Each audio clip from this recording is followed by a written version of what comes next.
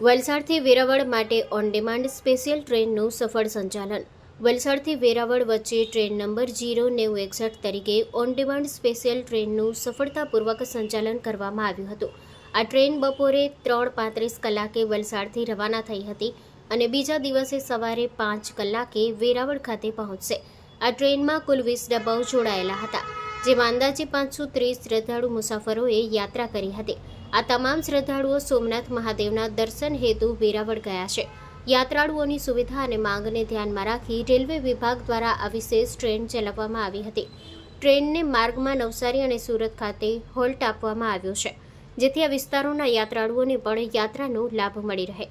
આ on demand ટ્રેનના સંચાલનથી railway વિભાગને અંદાજે 2,70,000ની આવક પ્રાપ્ત થઈ હતી, જે રેલવે માટે આવક અને યાત્રાળુઓ માટે સુવિધાનું ઉત્તમ ઉદાહરણ છે.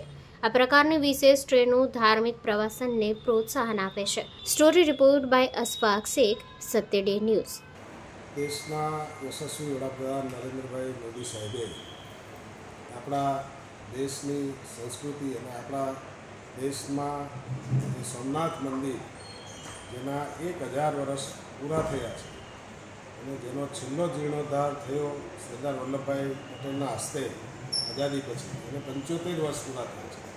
એ નિમિત્તે સમગ્ર દેશમાંથી આખા ભક્તો ત્યાં આવતીકાલના પ્રોગ્રામમાં મોદી સાહેબ પધારવાના છે. ત્યાં આજે વલસાડ ખાતેથી ટ્રેનમાં વલસાડ, નવસારીથી નવસારી અને ડાંગ જિલ્લાના એના કાર્યક્રમમાં જઈ રહ્યા છે.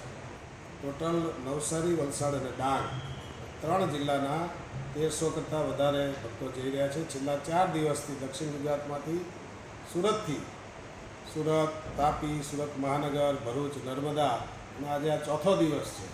રોજે જ 1300થી 1400 લોકો ટ્રેન દ્વારા, બાકીના પોતપોતાની રીતે વાહનો દ્વારા સોમનાથ જઈ રહ્યા છે. અત્યારે દેશના યશસ્વી વડાપ્રધાન નરેન્દ્રભાઈ મોદી દ્વારા સોમનાથ, જે આપણા રાષ્ટ્રનું પહેલું જ્યોતિર્લિંગ છે, 12 જ્યોતિર્લિંગમાંથી એ જ્યોતિર્લિંગને 1026 એટલે કે આશરે 1000 વર્ષ પહેલાં નષ્ટ કરવામાં આવ્યું હતું. એ પછી જ્યારે દેશ આઝાદ થયો અને સરદાર વલ્લભભાઈ પટેલ, જેમણે એમનો પ્રથમ જીર્ણોદ્ધાર કર્યો હતો, ત્યાર પછી આ 75 વર્ષના સમયમાં નરેન્દ્રભાઈ મોદીજી જ્યારથી વડાપ્રધાન બન્યા ત્યારથી દરેક રાષ્ટ્રના જેટલા પણ સનાતની આશરે 1200થી 1300 કાર્યકર્તાઓ જઈ રહ્યા છે.